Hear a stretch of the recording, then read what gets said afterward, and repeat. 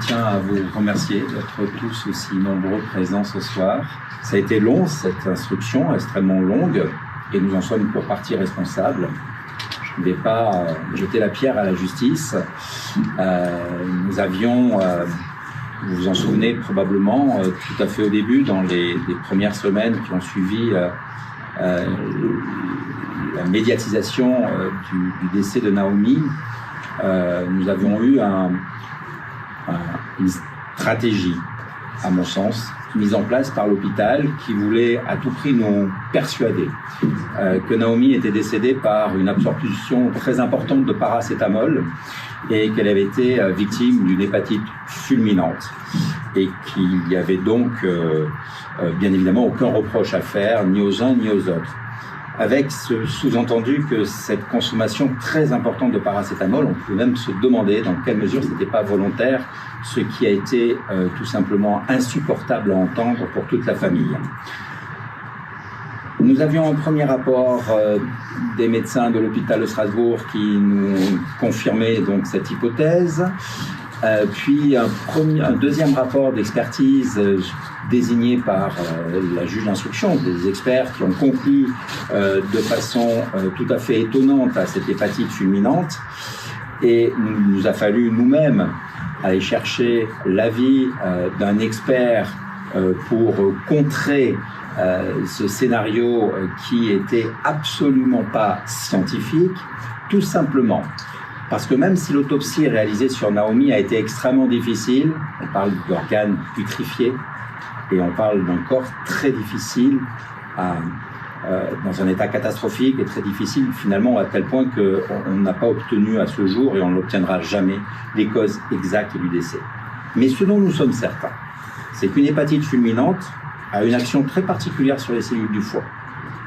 Et il ne faut pas être médecin avec 15 ans d'études. Les images sont très claires. Et en aucune façon, ce qui a été constaté lors de l'autopsie permettait de retenir ce diagnostic. On nous a pourtant aveuglés.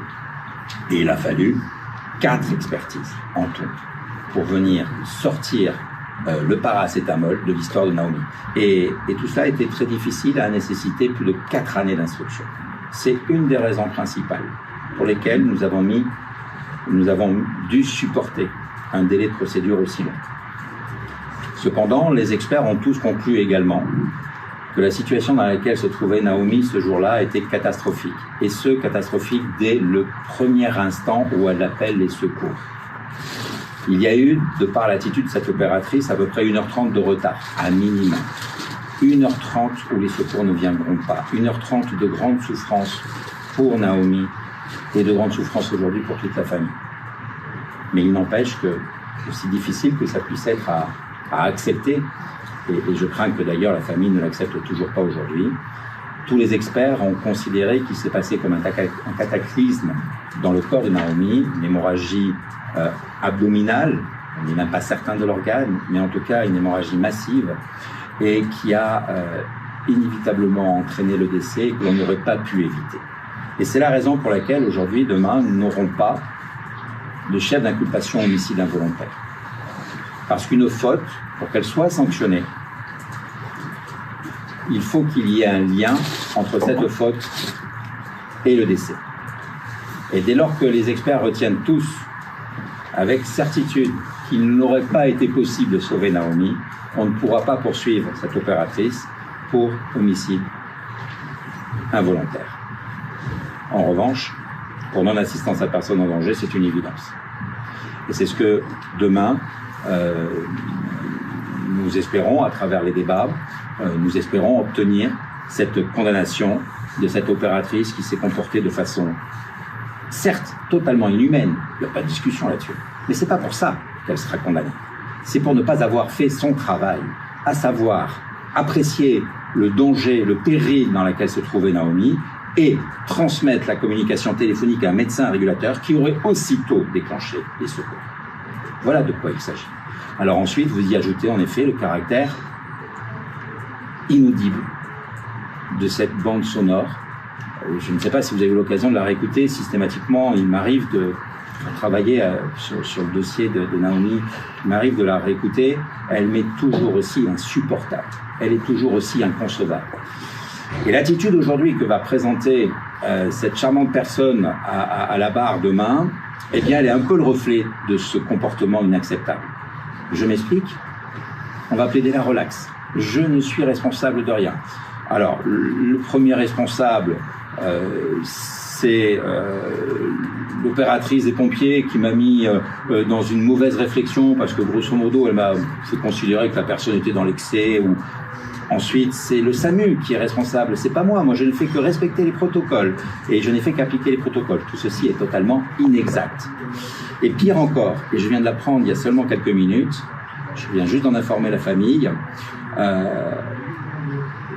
l'avocat de cette opératrice a décidé de soulever un argument fort étonnant.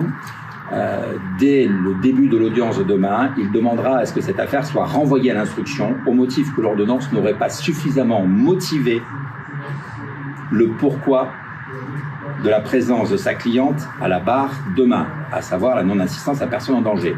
Rarement il m'est arrivé de voir une ordonnance aussi bien rédigée, que ce soit sur les faits, mais surtout sur l'argumentation soulevée par ma partie adverse, qu'il avait déjà transmise à l'époque au juge d'instruction, et auquel, dans l'ordonnance, il y a une réponse très claire.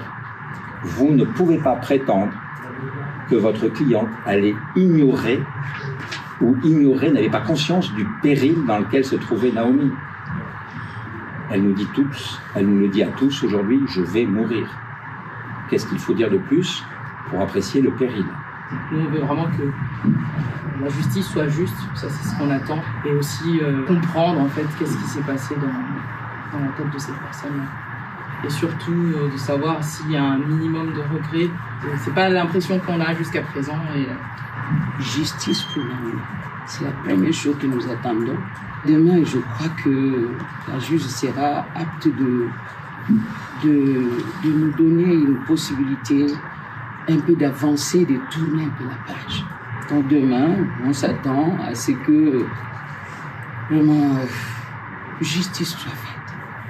Comme ma mère a dit souvent, c'est juste, même sans tout ce qui est la justice, tribunal et tout ça, nous on nous a toujours appris ça, mon père, ma mère, quand on fait du mal, on demande pardon. Je pense que quand ça arrivera, on pourra enfin lever la tête et dire enfin. C'est bizarre, mais ça enlèvera un poids.